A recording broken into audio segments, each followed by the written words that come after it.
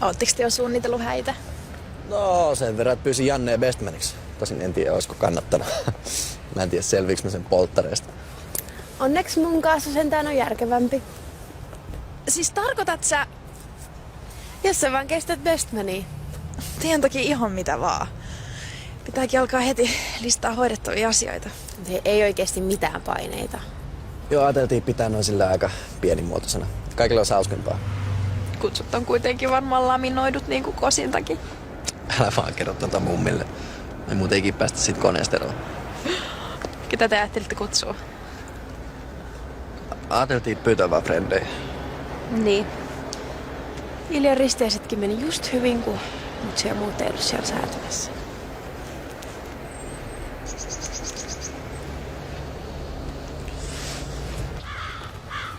Oletko jo miettinyt, millaisen puuvon sä haluat? En mä oikeastaan. Sanni, ei sun tarvi meille esittää. Tiedän, miltä tuntuu, kun äiti on paikalla silloin, kun sitä eniten tarvis.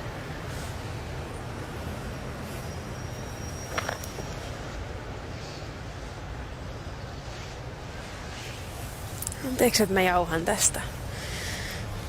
Äiti on sentään elossa.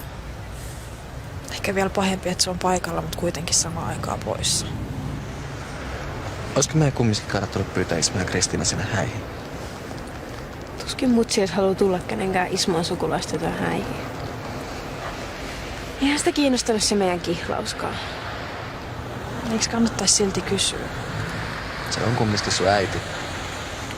Joo, jos siltä kysytään. En mä halua sitä sinne sekoilemaan.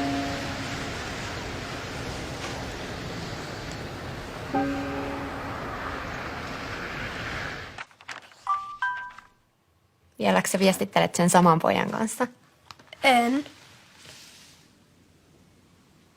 Tai ehkä. Mä ootan, mitä se vastaa. No se on jännittävää. Tarkoitatko se kamalaa? No sitäkin. Voi sitten ikinä tiedä. Et sit kerro Antonille. Mitä? No, et mä chattaile jonkun pojankaan. No en mä nyt tietenkään sun asioista juoruu. Mut miksi mä saa sanoa sille? Se on just lakannut kuitaille sit Severi-jutusta. No se taisi nyt olla vähän eri asia. No joo. Mut silti. Hei se taju. No voi se tajutakin. Mä olisin aina toivonut, että mulla olisi ollut isoveli. Miksi? No se olisi pitänyt vähän mun puolia ja mä olisin saanut vähän sisäpiiritietoa, mitä poikien päässä liikkuu.